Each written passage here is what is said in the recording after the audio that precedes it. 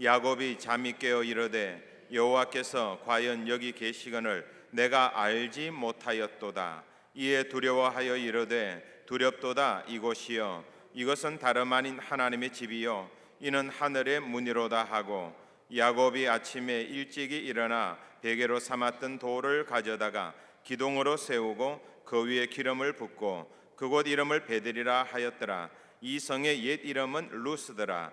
야곱이 서원하여 이르되 하나님이 나와 함께 계셔서 내가 가는 이 길에서 나를 지키시고 먹을 떡과 입을 옷을 주시어 내가 평안히 아버지 집으로 돌아가게 하시오면 여호와께서 나의 하나님이 되실 것이요 내가 기둥으로 세운 이 돌이 하나님의 집이 될 것이요 하나님께서 내게 주신 모든 것에서 10분의 1을 내가 반드시 하나님께 드리겠나이다 하였더라. 아멘. 기도드리겠습니다. 하나님 말씀을 함께 전하고자 합니다. 아버지 하나님, 성령으로 이 자리에 임재하여 주셔서 말씀을 전하는 자의 입술을 사용하여 주시고 말씀을 듣는 자들의 마음 문과 귀를 활짝 열어 주시옵소서. 성령께서 역사하시는 시간 되기를 원하옵고 예수님 이름 의지하오며 기도하옵나이다. 아멘. 이미와 근사님의 부친상 때문에 20여 명의 교우들이 지금 목포에 내려가 있고 예배를 드리고 올라오는 과정 중에 있습니다.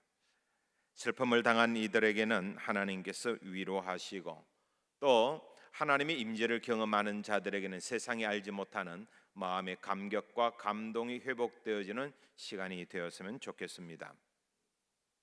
오늘 본문 조금 앞부분에 15절에 보면은 최소한 하나님께서 야곱을 만나면서 네 가지 약속을 하게 되는데, 내가 너와 함께 할 것이다, 내가 어디로 가든지 너를 지키고 너를 보호할 것이다, 너를 이끌어 다시 이 땅으로 돌아오게 할 것이다, 이 약속이 다 이루어질 때까지 나는 너를 떠나지 않겠다.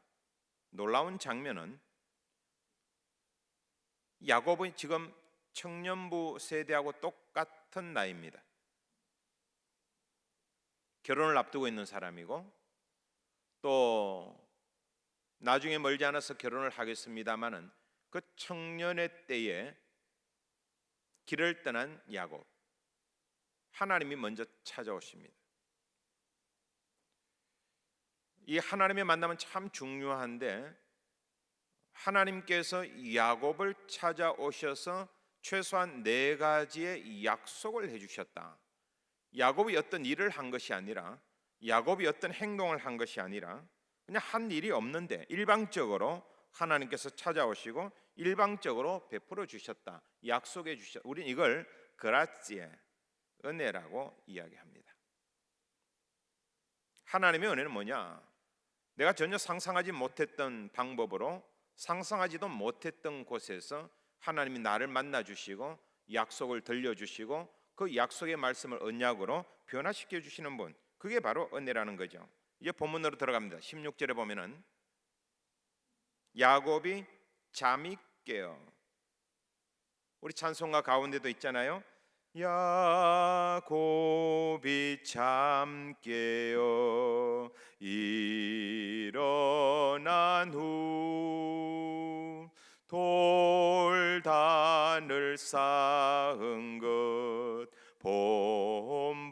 본받아서 숨질 때 되도록 늘 찬송하면서 주께 더 나아가기 원합니다. 야곱이 잠이 깨었어요. 환상을 보고 난 다음에, 비전을 보고 난 다음에, 하나님의 임재를 경험하고 난 다음에 야곱이 했던 첫 번째 일은 뭘까? 호모 비아토르, 인간은 끊임없이 길을 걷는 도상의 존재입니다. 인생의 길을 걸어갑니다. 야곱도 역시 광야의 길을 걸어가고 있습니다. 언제 우리가 하나님 만나느냐? 내 인생길에서 하나님 만나는 거예요. 어디에서 만나는가 알 수 없어요. 언제 만나는가 알 수 없어요. 하나님의 임재를 경험한 야곱, 그런데 놀라운 것은 뭐냐면은 여기 하나님의 임재를 경험한 곳이 빈들이라는 곳입니다. 건물이 세워져 있는 하나님의 성전 아니에요. 아무것도 없는 곳이 광야예요. 빈들이에요. 더 놀라운 것은 뭐냐? 이 고대 근동 사람들, 특히 야곱만 하더라도 하나님은 지역신 개념이 아주 익숙했습니다. 경기도에 하나님이 계시고, 강원도에는 강원도 토착신이 있고, 부산에는 부산 사람들이 섬기는 신이 있다고 생각했어요. 그 지역을 떠나면은 내가 섬기던 신은 나와 관계가 끊어지는 거예요. 그래서 산의 신이 있고 광야의 신이 있습니다. 이스라엘 백성들이 광야 생활을 할 때 신의 산에서 하나님의 임재를 경험하게 되어지죠. 산의 신이에요. 이제 가나안 땅으로 들어가야 돼요. 가나안 땅 농사 짓는 곳입니다. 농사 짓는 곳으로 들어가게 되면 농경신을 섬겨야 되는 거예요. 그런데 이 지역신의 개념에 의하면은 산신을 섬기던 여호와를 섬기던 이스라엘 백성들은 가나안 땅에 들어가 가지고 농사의 신 바알신을 섬길 수밖에 없는 당시대의 제한적인 지식의 한계 때문에, 신인식 때문에 그들은 그렇게 하는 것이 당연한 줄 알았어요. 야곱도 그런 개념이 있었습니다. 브엘세바의 하나님으로 인지했습니다. 아버지의 하나님, 할아버지의 하나님은 브엘세바의 하나님. 근데 길을 떠나가지고 광야에 왔는데, 빈들에 왔는데 그곳에도 하나님이 계시는 거예요. 그 하나님은 어떤 하나님이냐? 자기 아버지의 하나님, 자기 할아버지의 하나님, 그 하나님을 나의 하나님, 야곱의 하나님으로 인지하고 만나게 되어지는, 깜짝 놀라는 거예요. 하나님이 여기도 계시네. 장소를 초월하시네. 내가 알고 있는 한계를 초월하시네. 이분이 바로 하나님이시구나. 하나님과의 만남을 경험하게 된 야곱, 깜짝 놀라는 장면 16절에 나옵니다. 다시 한번 16절에 보시면은, 야곱이 잠이 깨어 이르되 여호와께서 과연 여기 계시거늘 내가 알지 못하였도다. 누군가 생각나지 않습니까? 욥기에 보면은 하나님 잘 섬기는 주인공 욥이 등장합니다. 끝까지 나가다가 마지막에 가서 욥이 뭐라고 이야기하느냐면, 내가 주님께 대해서 귀로 듣기만 하다가 이제 눈으로 봅니다라고 말합니다. 하나님 안 만나고 목사 될 수 있을까요? 하나님 경험 없이 직분자가 될 수 있을까요? 하나님 경험 없이 집사님 될 수 있을까요? 될 수 있습니다. 그러다가 하나님이 나와 함께 만나주시고 1대1로 만나주시는 그 경험을 통해 가지고 나의 하나님으로 고백하는 거죠. 귀로만 듣던 하나님을 이제 눈으로 보는 하나님으로. 야곱도 마찬가지입니다. 아버지, 할아버지로부터 이야기 들었는데 그 하나님이 자기에게 나타날 줄은 깜짝 놀라, 상상도 못했어요. 과연 여기 계시는구나, 깜짝 놀라는 야곱의 모습 속에 욥의 고백이 숨겨져 있습니다. 하나님이 우리를 만나 주실 때에 베델의 하나님을 체험하는 그 순간에 신인식에 대한 경계선이 무너지게 되어지고, 하나님께서는 상천, 하지 모든 곳에 존재하시는, 무소, 부재하시는 그런 하나님이란 것을 알게 되어지는 셈이죠. 욥은 깊은 고난을 통해서 하나님 인식을 하게 되어집니다. 때때로 고난은 우리에게 아픔이지만은 오히려 하나님을 만나는 측면에 있어서는 축복의 또 다른 모습이기도 합니다. 야곱 역시 마찬가지지요. 형을 피해 가지고 형이 자기를 죽이려고 달려드니까 형을 속였다는 자기의 잘못, 이 모든 것을 뒤로 하고 가정을 피해서 지금 도망치는 도망자의 수준 아니에요. 환란의 시간입니다. 아무도 없는, 지금도 들판에 가서 혼자 자라고 하면 아무도 잠 못 잡니다. 근데 그때 당시에는 하늘의 별빛만 의지하고 잠을 잘 수밖에 없는데, 외롭고 쓸쓸한 광야에서 밤이 얼마나 추운지는 여러분 가보시면 압니다. 낮이 뜨거운 것만큼 밤은 추워요.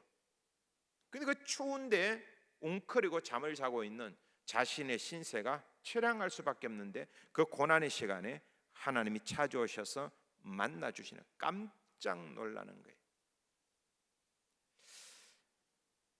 하나님 만난 경험한 야곱의 제일 첫성은 두렵다라고 하는 말이었습니다.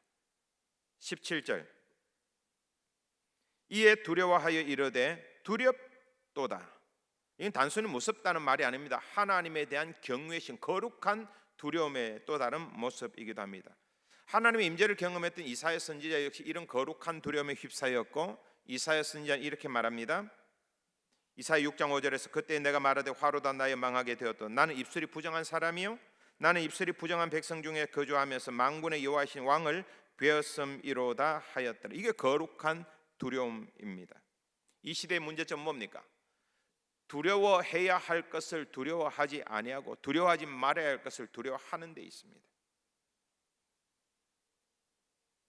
욥처럼 야곱처럼 하나님의 임재를 경험하는 가운데 거룩한 두려움, 종교적인 경외심,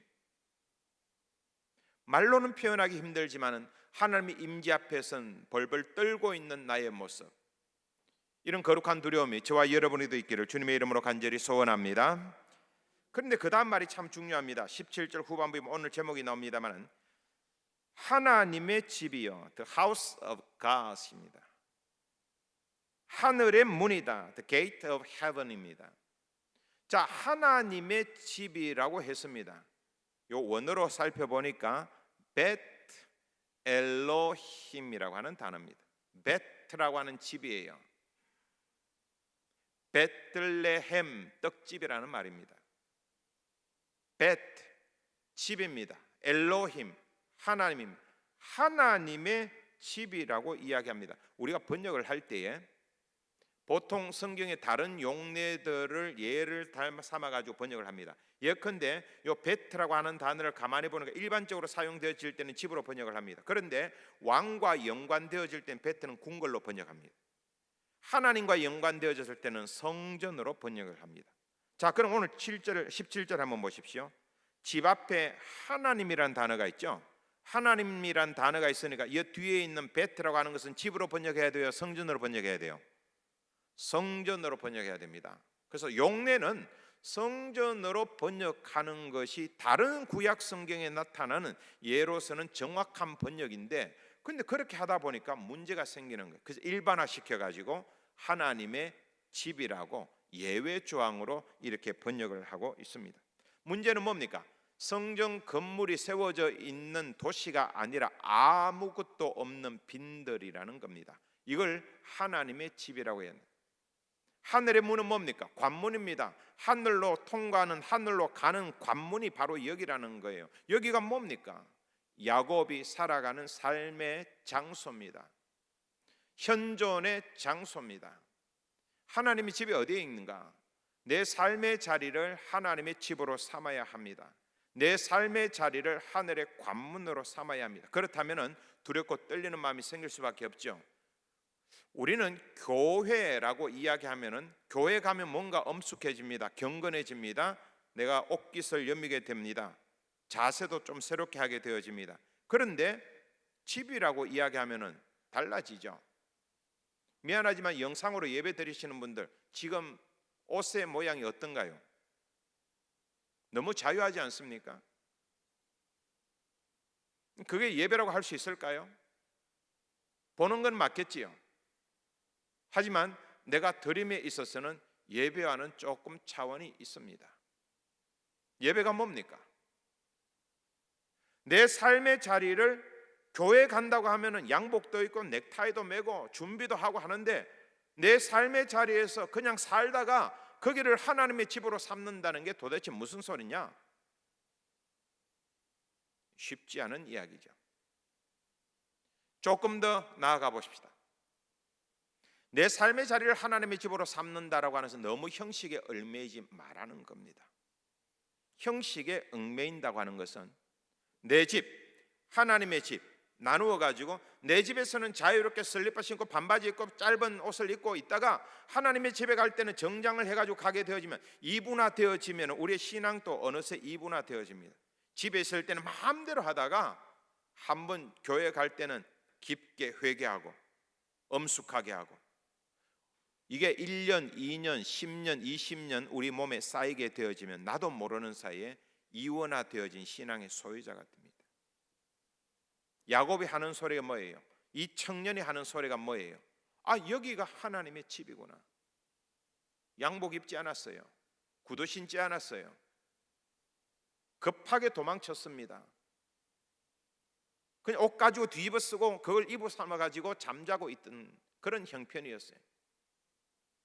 근데 그 형편에 가장 고상한 단어, 하나님의 집이라고 하는 단어를 대입하니까 놀라운 일이 일어나는 거예요. 여러분, 우리가 자녀들을 향해 가지고 야, 교회 갈 때 그게 뭐니? 슬리퍼 신고 가고, 교회 갈 때 그게 뭐니? 좀 제대로 갖춰서 가지. 그건 우리 어른들의 시각이죠. 하나님께서 원하시는 것은 내 마음이 거룩한 성전 되는 거예요. 그럼 내 마음이 거룩한 성전 된 사람은 자연적으로 행위가 따라오게 되어 있습니다. 구원은 믿음으로 받습니다. 행위로 받는 게 아니에요. 자, 믿음으로 구원받는 사람에게는 그럼 행위가 없어집니까? 아니지요. 믿음으로 구원받은 사람에게는 성령의 역사가 나타나게 되고, 성령의 역사를 경험한 사람은 삶이 달라지게 되어 있습니다. 행위가 거룩함으로 바뀌어 가는 거예요. 마음이 성전된 사람들은 삶의 모든 환경 속에서 하나님께서 역사하시는 대로 바꾸어 가는 거예요. 거꾸로 하면 안 돼요. 부모님들이 요구하는 것은 자꾸 거꾸로 요구하죠. 야, 교회 가는데 정장하고, 교회 가는데 좀 제대로 된 옷 입고, 교회 가는데 뭐 의관 정지하고 뭐 이런 걸 자꾸 요구하잖아요. 애들이, 청년들이 원하는 것은 하나님을 사랑하는 마음. 여기가 하나님의 집이라는 거예요. 여기가 하나님의 집이니까 너무 자유하잖아요.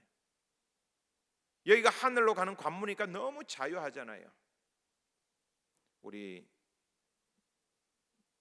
나중에 이 땅에 사명 다하고 하나님 부르실 때 갈 때에 정장하고 제대로 차려입고 가는 사람 별로 없습니다.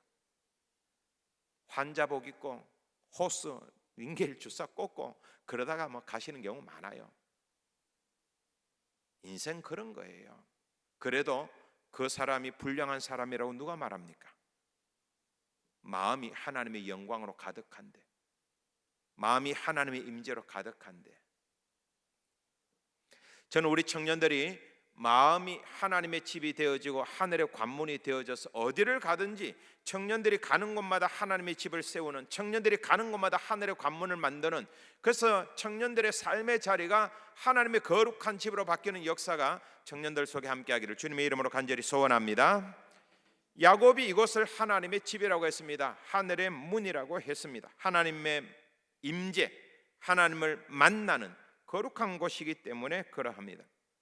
하지만 아무리 아름다운 건물이라 할지라도 하나님의 영광이 있지 않다면 그건 건물이지 하나님의 집이 아닙니다. 보잘것없는 사무실이라 할지라도 하나님의 영광이 임하면 그것은 하나님의 집입니다. 교회입니다. 우리가 살아가는 곳을 하나님의 집으로 만들고 하늘의 관문으로 만드는 저와 여러분에게 달려 있습니다. 빌립보의 자주장사 루디아는 자기 집을 오픈했어요. 사람들이 모였습니다. 함께 밥을 먹습니다. 근데 그게 교회라고 그래요. 로마의 백부장 고넬료의 집에 사람들이 모였습니다. 가족들이 모였습니다. 함께 교제합니다. 근데 그걸 교회라고 그래요. 그래서 2000년 전에 이 이스라엘 땅에 있었던 혹은 소아시아에 있었던 교회들은 전부 다가 하우스 처치예요. 따로 교회라는 게 없었어요. 남의 건물 빌려 쓰고 집에 모여가지고 예배 드리고, 하지만 하나님의 영광이 임하니까 하나님의 집이 되어지고 교회가 되어졌던 것이지, 하나님의 영광이 없는 것은 건물에 불과하다는 걸 분명히 알아야 합니다. 하나님의 영광이 뭡니까? 거룩한 성령의 임재 속에 내가 노출되어지고 하나님과의 깊은 교제 속에 들어갈 때 내 삶의 변화가 일어나는 것, 그걸 경험하는 것이 하나님의 집이라면은 저와 여러분의 생업의 터전과 가정, 하나님의 집, 거룩한 성전이 되어야 합니다. 심지어 나아가서 바울은 고린도전서에서 우리의 마음에 하나님이 임재하면 우리의 마음이 하나님의 성전이라고 이야기합니다. 고린도전서 3장 16절 너희는 너희가 하나님의 성전인 것과 하나님의 성령이 너희 안에 계시는 것을 알지 못하느냐. 하나님께서 우리 몸에 계시고 우리 마음에 계신다면 우리 몸이 하나님의 거룩한 성전인데 하나님의 성전을 강도의 굴렬로 만들면 안 되지 않겠는가? 청년들의 숙제입니다. 여러분의 몸은 하나님의 거룩한 성전입니다. 강도의 굴렬 만들지 마십시오. 여러분의 몸은 하나님 앞에 기도하는 기도의 집입니다. 강도의 소굴로 만들지 마십시오. 예수님의 책망이 그런 것이었습니다. 하나님 나라로 들어가는 문은 이 땅에 있습니다. 우리 삶의 자리에 있습니다. 그래서 우리 삶의 자리에서 인생길 걸어가는 사람들이 매 순간순간마다 하나님의 임재를 깊이 경험하는 것이 이 야곱의 사닥다리 교훈이 우리에게 주는 메시지이기도 합니다. 18절 한번 보시면요, 야곱이 아침에 일찍 일어나 베개로 삼았던 돌을 가져다가 기둥을 세우고 그 위에 기름을 붓고, 여기에 가만히 동사를 한번 보세요. 몇 개가 나타나는지. 일어나, 가져다가, 세우고, 붓고. 자, 이렇게 네 개의 동사가 사용되어져 있는데 전혀 다른 차원의 동사입니다. 그런데 히브리어 용법에는 이 네 개의 동사가 사용되어져 있는데 앞에다가 와우라고 하는 단어를 딱 붙이게 되어지면 와우 계속법이라는 게 돼요. 와우 계속법이 되어지면 그것은 아주 물 흐르듯이 매끄럽게 연결되어지는 것을 이야기합니다. 그러므로 여기 18절에 나타나 있는 이것은 간단한 거지만은 아주 매끄럽게 자연스럽게 야곱의 행위가 일어났던 것을 이야기합니다. 아침에 일찍 일어납니다. 베개로 삼았던 돌을 가져다가 기둥으로 세웁니다. 그 위에 기름을 붓습니다. 너무 자연스러워요. 히브리인들은 자기가 가지고 있는 것을 거룩한 것으로 구별할 때는 기름을 붓는 습관이 있었습니다. 이건 하나님의 것이라는 거예요. 그래서 자기가 잠을 잤던 돌베개에다가 기름을 붓습니다. 이건 하나님의 것이라는 거예요. 이 기름 붓는 행위를 돌단을 쌓았다, 제단을 쌓았다, 예배를 드렸다 하는 말로 대치할 수가 있습니다. 하나님 경험을 하고 신인식이 바뀌게 되고 하나님께서 과연 여기까지 계시는구나, 이곳은 하나님의 집이요 하늘의 문이구나 하는 것을 고백하는 그 순간 당연히 하는 일은 예배였어요. 하나님 만난 사람은 예배의 자리를 소중하게 여깁니다. 그 예배에 의미를 두기 때문에 그렇습니다.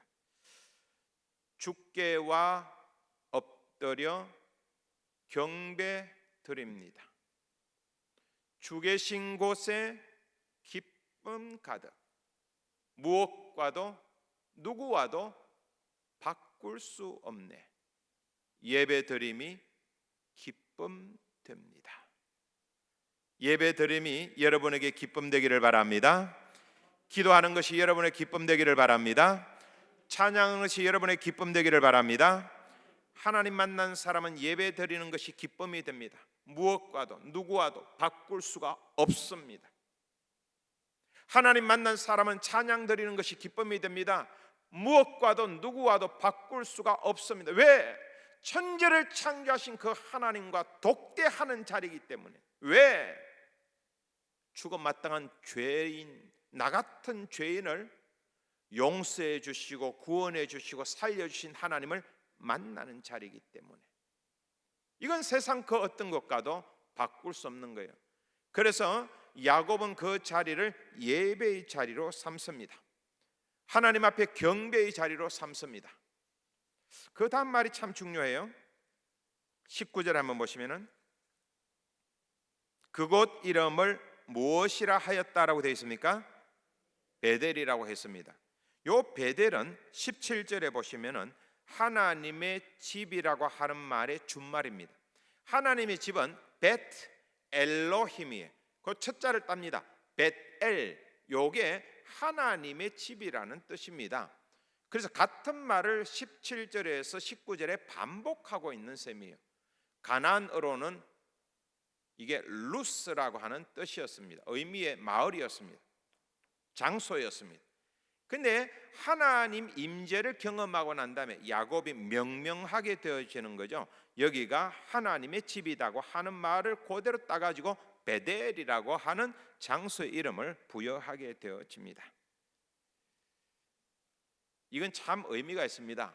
왜 그러냐면은 창세기의 1차 독자는 출애굽해가지고 광야 생활로 나갔던 이스라엘 백성들이, 근데 출애굽해가지고 광야 생활로 나갔던 이스라엘 백성들은 꿈에도 소원이 뭐냐면 젖과 꿀이 흐르는 땅으로 들어가는 건데, 이 젖과 꿀이 흐르는 땅을 한마디 말로 요약하는 것이 하나님의 집이 거기에 있더라는 거예요. 이게 얼마나 위로가 되는지 몰라요.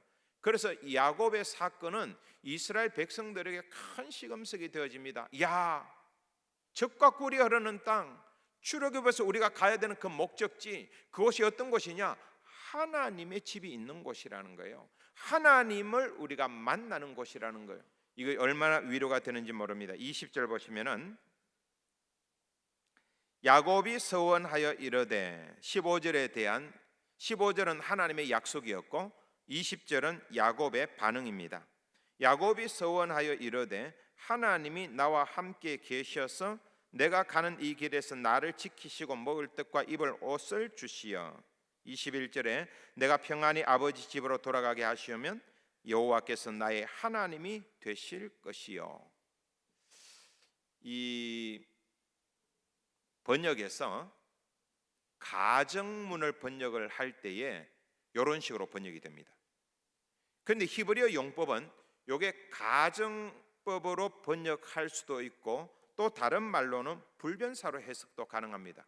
불변사로 해석 가능하다는 말은 강한 확신으로 번역이 가능하단 말이에요. 그러면은 21절 한번 보세요.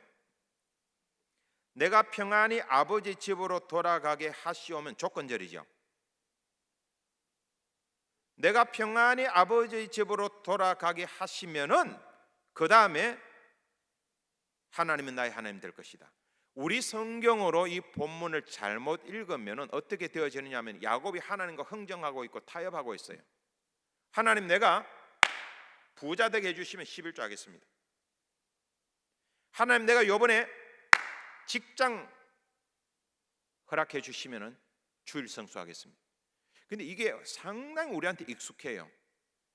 그래서 이 서원이라고 하는 게 하나님 이거 해 주시면 이거 하겠습니다, 흥정하고 타협하는 게 우리에게 너무 익숙한 건데 잘못된 표현입니다. 하나님 앞에는 흥정하고 타협하는 게 아니에요. 이 번역은 그럼 어떻게 해야 되느냐? 불변사로 강한 확신으로 번역해야 됩니다. 21절 다시 한번 보시면은 내가 평안히 아버지 집으로 돌아가게 하시리니, 하시오면 아니에요. 돌아가게 하실 것이니, 강한 확신이에요. 그 다음에 여호와께서 나의 하나님이 되실 것이요, 아니에요. 그러면은 내가 집으로 돌아가지 않으면 여호와는 나의 하나님이 안 되는 겁니까? 그렇게 해석이 가능하잖아요. 그게 아니라 강한 확신이에요. 그러든 말든 상관없습니다. 여호와는 나의 하나님이십니다. 그렇게 번역이 가능한 겁니다. 우리 한번 따라해 봅니다. 여호와는 나의 하나님이십니다. 여호와는 나의 하나님이십니다. 내 집으로 돌아가리니 여호와는 나의 하나님이십니다. 내 집으로 돌아갈 것 같으면 여호와는 나의 하나님이 될 겁니다. 이거 하고 내 집으로 돌아가리니 여호와는 나의 하나님이십니다고는 완전히 다르죠. 그래서 여기에 참 이 번역에 묘미가 있고 위험성이 내재하기도 합니다. 야곱은 하나님께서 주셨던 그 내용들, 약속의 내용들을 그대로 함축합니다. 그러면서 하나님, 제가 약속합니다. 하나님을 나의 하나님으로 섬기겠습니다. 두 번째, 베델을 성소로 삼겠습니다. 안 지키죠. 사람이 급할 때는 이렇게 약속을 하지만은 나중에는 지키지 않습니다. 거대한 부를 이루고 난 다음에 고향으로 내려오던 야곱은 세겜이라고 하는 마을 도시에 머물게 되어진데, 너무 좋아요. 평안해요. 여기가 좋사오니 머물러 버립니다. 그래서 베델로 내려가지 않습니다. 약속은 반드시 지켜야 합니다. 하나님과의 약속은 반드시 지켜야 합니다. 하나님과의 약속을 지키지 않을 때에 디나의 비극이 발생하게 되어지고, 디나의 비극이 발생하고 난 다음에 정신 차린 야곱은 그 자리에서 물건 다 마무리해가지고 베델로 내려갑니다. 내가 약속 안 지켜서 하나님께서 나에게 징계하시는구나.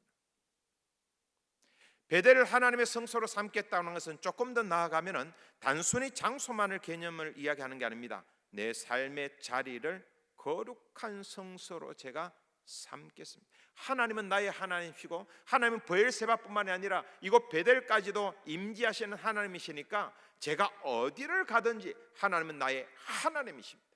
그리고 내가 머무는 곳을 거룩한 성소로 삼겠습니다. 청년들에게 요청을 합니다. 여러분의 생업의 터전, 직장, 가정, 여러분이 어디에 있든지 여러분의 삶의 자리를 하나님의 집으로 거룩한 성소로 삼기를 바랍니다. 그러면 하나님 앞에서 코람데오라고 하는 인식으로 삶을 살아가면은 내가 함부로 행동할 수가 없습니다. 그게 야곱의 약속이었고 야곱의 언약이었습니다. 야곱은 세 번째 언약을 합니다. 내가 11조를 하나님께 드리겠습니다. 11조가 뭡니까? 월급의 10분의 1을 떼가지고 하나님 앞에 드리는 게 11조입니까? 여러분, 그건 단순히 작은 의미의 11조예요. 11조가 뭡니까? 물질의 질서입니다. 물질의 질서가 뭡니까? 이건 내 것이 아니라 하나님의 것이라고 고백하는 데 있습니다. 자, 생각을 해봅시다. 생계가 힘듭니다. 101조를 했습니다. 하나님이 화를 낼까요? 야곱이 생활하는데 너무 거대한 부입니다. 근데 야곱이 1001조를 했어요. 마음이 담겨져 있는 1001조를 하나님께서 싫어하실까요? 가난한 과부가 동전 2개, 100원짜리 2개를 헌금함에 넣었을 때 예수님께서 그를 칭찬했던 걸 기억하셔야 합니다. 내가 11조를 드리겠다고 하는 이 표현은 거대한 스펙트럼을 갖고 있습니다. 10의 2조, 10의 3조, 10의 4조, 10의 5조, 10의 9조, 혹은 50분의 1조, 100분의 1조, 500분의 1조. 얽매이지 마십시오. 중요한 것은 물질의 질서를 내가 지킨다고 하나님과 나만의 약속입니다. 그 약속은 뭐예요? 하나님이 이 부를 주셨다는 거예요. 하나님이 나의 모든 것을 주셨다는 거예요. 이건 하나님의 것이라는 겁니다.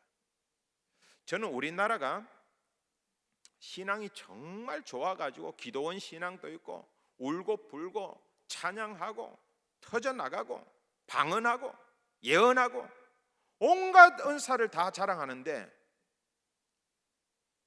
왜 재산을 선한 일에 사회에 환원하는 것에는 그렇게 인색합니까? 우리가 하찮게 여기는 저쪽 사람들은 왜 재산의 90%를 사회에다 환원하는 겁니까? 뭐가 진짜 신앙인가요? 언젠가 우리는 다 놓고 갑니다.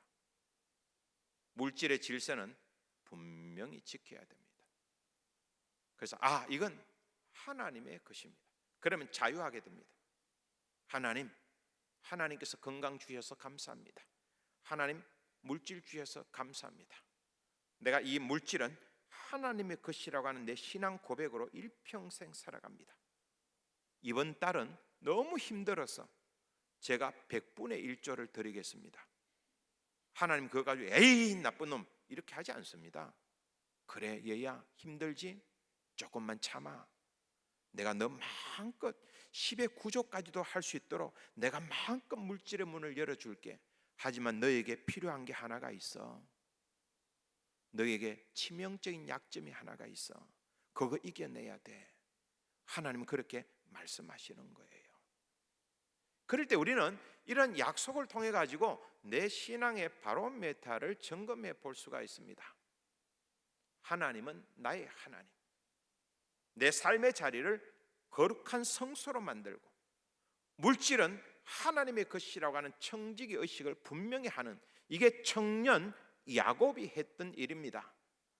오늘 청년 야곱과 같은 이 아름다운 신앙의 고백이 저와 여러분의 영혼을 살리는 고백되기를 주님의 이름으로 간절히 소원합니다. 기도드리겠습니다.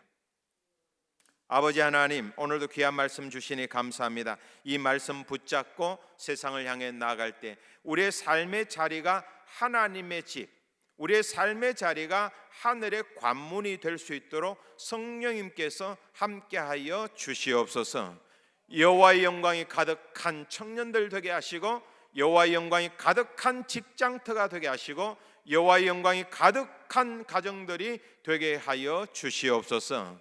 아버지 하나님, 오늘도 청년 야곱이 하나님과 임재를 경험하고 난 다음에 자기의 삶의 자리를 거룩한 하나님의 집으로 세웠던 것을 바라봅니다. 우리도 무엇과도 누구와도 바꿀 수 없는 예배 드림이 기쁨이 되어지는 이 아름다운 고백으로 야곱과 같이 우리의 삶의 자리를 예배의 자리로 바꾸는 하나님의 백성들이 되게 하옵소서. 오늘 예배 드리는 것은 하나님의 기쁨이었습니다. 내일 직장에 나가서 직장의 예배를 드릴 때에 우리 직장의 삶이 사람들에게 선한 영향이 될 수 있도록 성령님께서 우리 마음에 함께하여 주시옵소서. 사람들 때문에 피곤하지 않게 하시고, 사람들 때문에 상처받지 않게 하시고, 사람들 때문에 주눅들지 않게 하시고, 사람들 때문에 우울하지 않게 하여 주시고, 내 삶의 자리가 거룩한 하나님의 집이 될 수 있도록 성령님 역사하여 주시옵소서. 그래서 저녁에는 하나님 앞에 돌아와서 우리의 가정을 하나님의 집으로 삼아 마음껏 찬양할 때 하늘 문이 열리는 역사가 있게 하옵소서. 우리의 삶을 온전히 주님께 드리는 야곱의 고백이 우리의 고백 되기를 원하옵고, 예수님 이름으로 의지하오며 기도하옵나이다. 아멘. 지금은 우리 주 예수 그리스도의 은혜와 하나님 아버지의 극진하신 사랑과 성령의 교통하심과 감화 인도 충만하심이 하나님의 친백성들 머리 위에 이제로부터 항상 함께 하시기를 간절히 축원하옵나이다. 아멘.